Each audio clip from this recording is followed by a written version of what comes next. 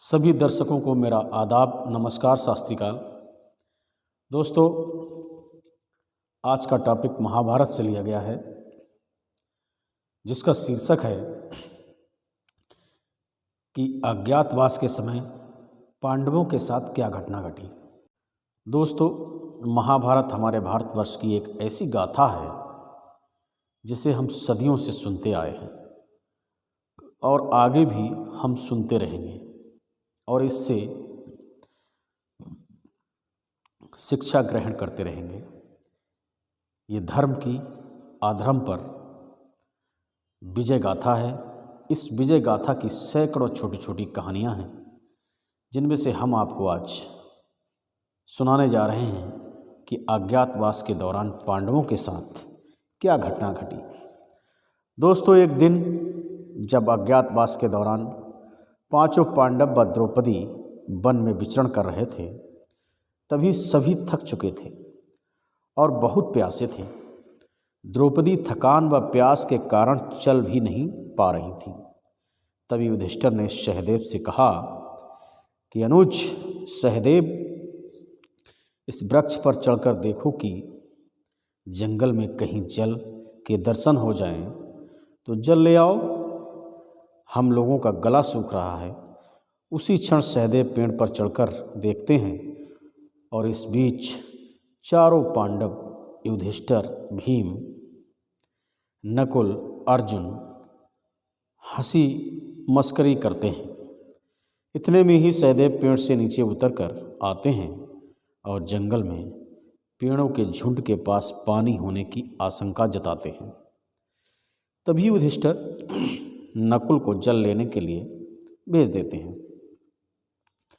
नकुल जल के पास पहुंचकर जब जल पीने लगते हैं, तभी एक जोर की आवाज़ आती है। वह आवाज़ यक्ष की होती है।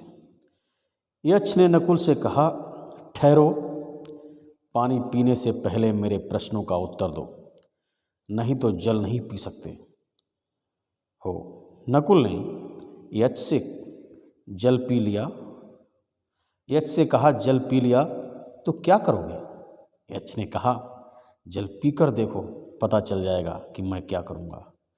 नकुल ने जोश में आकर जैसे ही जल पिया, वह मूर्छित होकर जमीन पर गिर पड़ा। इधर युधिष्ठिर को चिंता हुई, देर काफ़ी हो चुकी थी और इन्होंने सहदेव को कहा कि सहदेव, जरा जाकर देखो, नकुल अभी तक नहीं आए हैं, अभी तक पानी क्यों नहीं लेके आए हैं। उसी क्षण सहदेव भी चले जाते हैं और जल के पास पहुंचते ही वह बिना कुछ सोचे समझे जल पीने लगते हैं, क्योंकि सभी प्यासे थे और जल पी भी लेते हैं। उसी क्षण सहदेव भी मूर्छित होकर गिर जाते हैं। जब देर हुई, सहदेव भी नहीं वापस पहुँचे, तो युधिष्ठिर को और चिंता होने लगी। तभी युधिष्ठिर ने अर्जुन को जल लेने भेजा और कहा, जरा जाकर देखो नकुल और सहदेव अभी तक क्यों नहीं आए। अर्जुन जब तालाब पर पहुंचते हैं तो यक्ष ने उनसे भी ठहरने को कहा, परंतु अर्जुन नहीं मानते हैं और जल पीने लगते हैं। उसी क्षण अर्जुन भी मूर्छित होकर वहीं गिर जाते हैं। अब ये तीन भाई तालाब के किनारे मूर्छित अवस्था में पड़े हैं। इसके बाद युधिष्ठिर, जब अर्जुन भी नहीं आए, तीनों वापस नहीं आए, युधिष्ठिर को और चिंता होने लगी। युधिष्ठिर ने भीम को भेजा, कहा, भीम, जरा जाकर देखो, अभी तक कोई भी वापस नहीं आया है। तभी भीम तालाब पर पहुंचते हैं तो यक्ष ने उनसे भी कहा, यही प्रश्न किए, ठहरो और मेरे प्रश्नों का उत्तर दो। और ये भीम ने सभी भाइयों को मूर्छित अवस्था में देखा। इसके उपरांत वो भी जल पी लेते हैं और भीम भी मूर्छित अवस्था में गिर जाते हैं।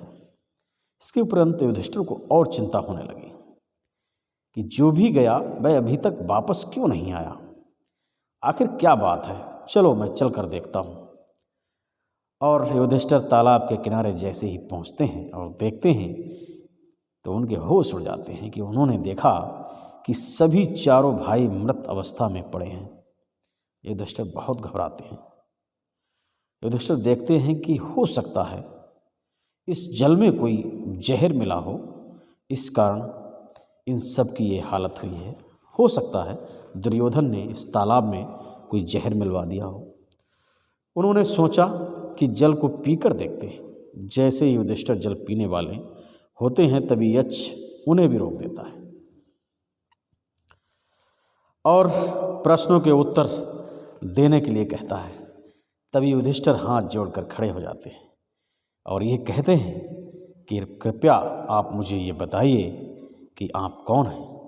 तब यक्ष बताते हैं कि मैं यक्ष हूँ और मैंने ही तुम्हारे महान तेजस भाइयों की यह दशा की है।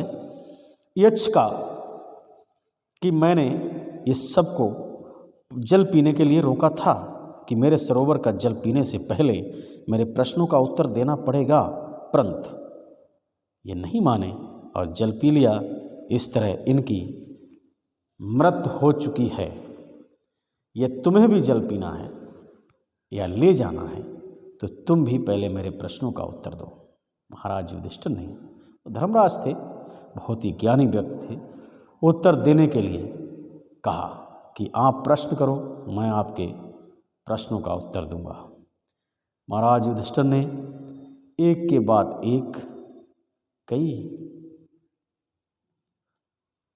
प्रश्नों का जवाब दिया और उत्तर सही था। इस प्रकार यक्ष ने युधिष्ठिर से प्रसन्न होकर उनके सभी मृत भाइयों को जीवित कर दिया और सभी ने तालाब से जल पिया। जल लेकर वापस द्रौपदी के पास आ गए। दोस्तों,